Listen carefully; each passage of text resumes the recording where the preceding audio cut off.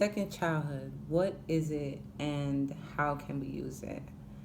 Um, I would say second childhood is joy. It's a renewing of your mind. It's a second chance at life, at living. It's a rebirth. It's a really beautiful experience. I'm going through it myself. That's why I'm making this video, and I'm just rediscovering so many things about myself, and it's probably the best thing I ever did for myself, and I really want to share it with you here today. Like I said, it's a renewing of your mind. It's a reconnection. Um, but let's not get like second childhood confused with the first childhood, our first physical childhood.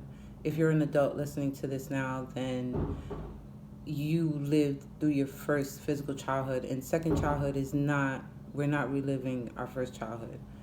Um, what it is, though, is we're sifting through our first childhood and we are gathering the good points. So this is not about rehashing or reliving any traumatic experience or horrible thing that someone did to you or a horrible thing that you did to someone else. This is not that. This is about finding that key point in time where you felt that innocent joy for living. It could have been something you used to do or something you wanted to do but you never had the chance to do, and you can remember it. You can remember the things that you used to do that made you feel good. So I would say, yeah, it's finding those key points. The first way I would suggest to do that is to meditate on it. Really take your time to think about and feel about that thing, that one thing, or those, that group of things that you used to do that you no longer do for whatever reason, but that brought you pure joy.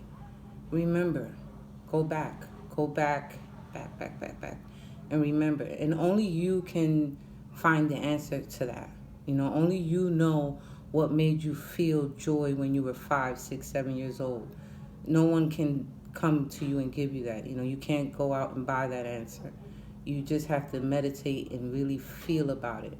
It could be quick, like it could be a flash of light, or it could take you weeks, months, years to remember.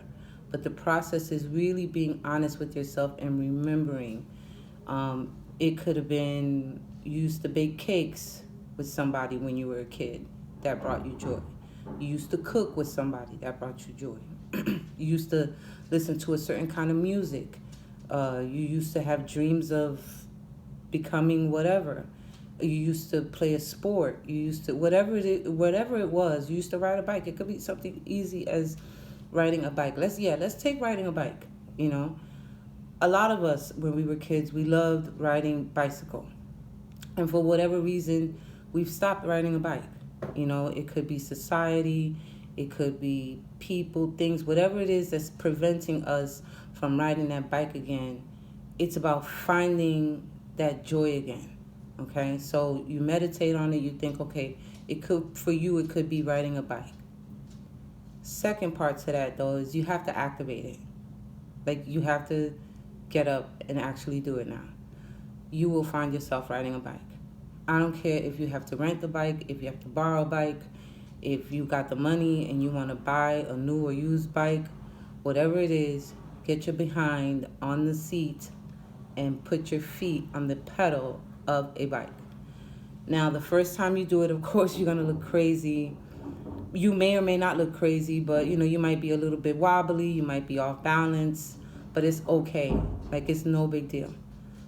Just do it. Go to if you feel very insecure and self-conscious about yourself, go to a place where nobody knows you, and just ride. It could be 5-10 minutes a day. Just ride, but don't stop there. A lot of us say, okay, well, I'm going to do this one thing this one time. Whoop-de-woo, I feel great. No, it's about doing it again Repetition, over and over and over again. I'm going to say this again. Repetition is key. Do it again. Keep doing it. Do it until it becomes second nature.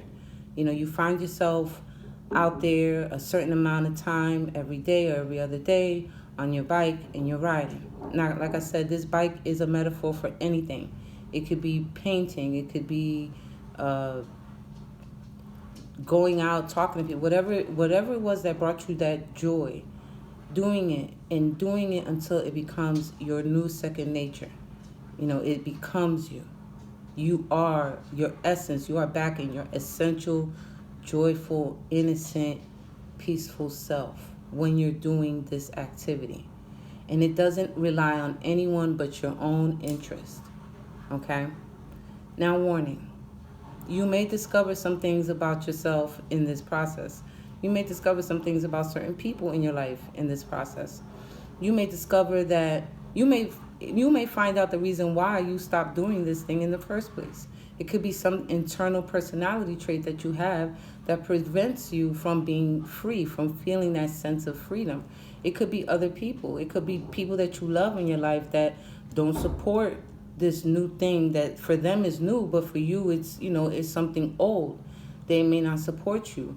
Or like I said, it might just be yourself. You may be blocking your own blessing of joy because of things that you put into your own head against it, the resistance that you built against it, the resistance that society has built against it.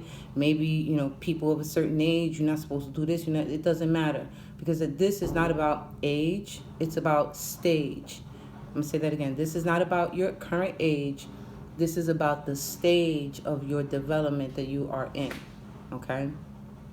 You might discover so many things, good and bad, but it doesn't matter. The point is, activate, get your ass up, and get it done.